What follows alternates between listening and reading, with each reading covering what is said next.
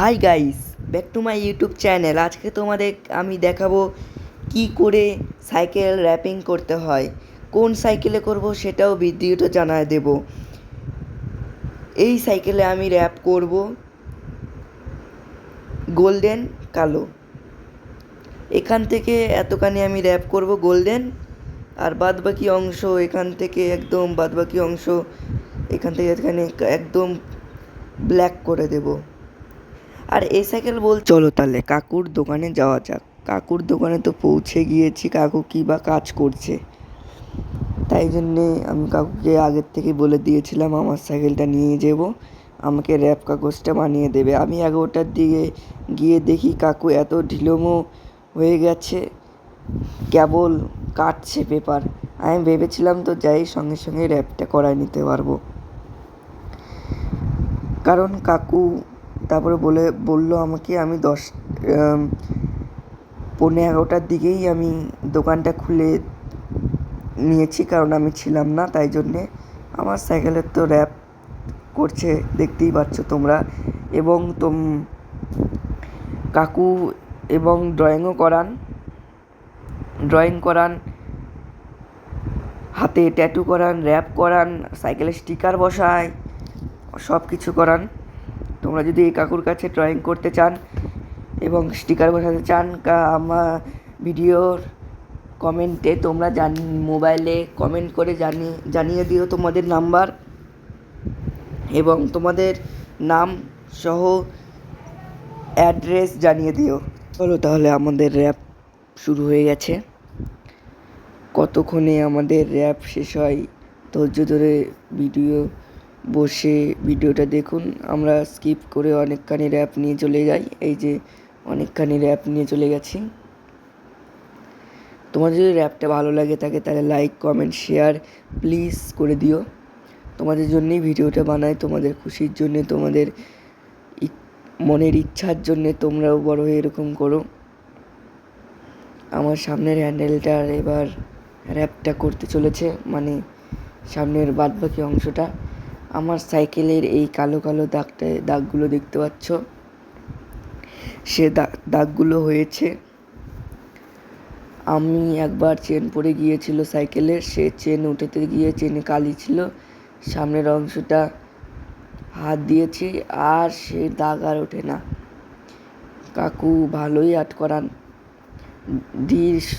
কাকু যেগুলো আর্ট করেছে সেগুলো আমি লাস্টের পর্বতে দেখাবো তোমাদের। আপাতত এই র্যাপ করা দেখুন তোমরা কেমন করে র্যাপ করে। যে কাকু স্টিকারটা করে নিল, তারপরে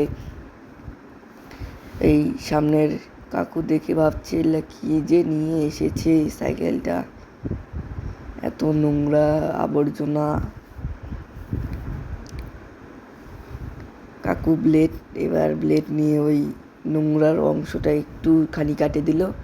এদিকে মনে হয় নোংরাটা দেখতে পাইনি। তোমাদের সাইকেলে যদি নোংরা থাকে তাহলে শ্যাম্পু জল দিয়ে ধুয়ে এনে র্যাপটা করতে পারো, কারণ বালি যদি থাকে তাহলে র্যাপটা 1 মাসও থাকবে না। আর এই র্যাপটা হলো পার্মানেন্ট। যে র্যাপটা করছি সেই র্যাপটা হলো পার্মানেন্ট। আর আরেকটা র্যাপ আছে, সেটা পলিথিন র্যাপ। এটা কাগজের মতন র্যাপ, এটা হলো পার্মানেন্ট থাকে যাবে তোমরা যদি না উঠাও। আর যদি 1 মাস 2 মাসের যে র্যাপগুলো নাও, চিকচিকি র্যাপ, সেগুলোতে 1 মাস 2 মাস থেকে যাবে। এই যে র্যাপটা আমি করছি সে পার্মানেন্ট, সেই র্যাপটার দাম নেবে 400 থেকে 500 টাকা। আর হলো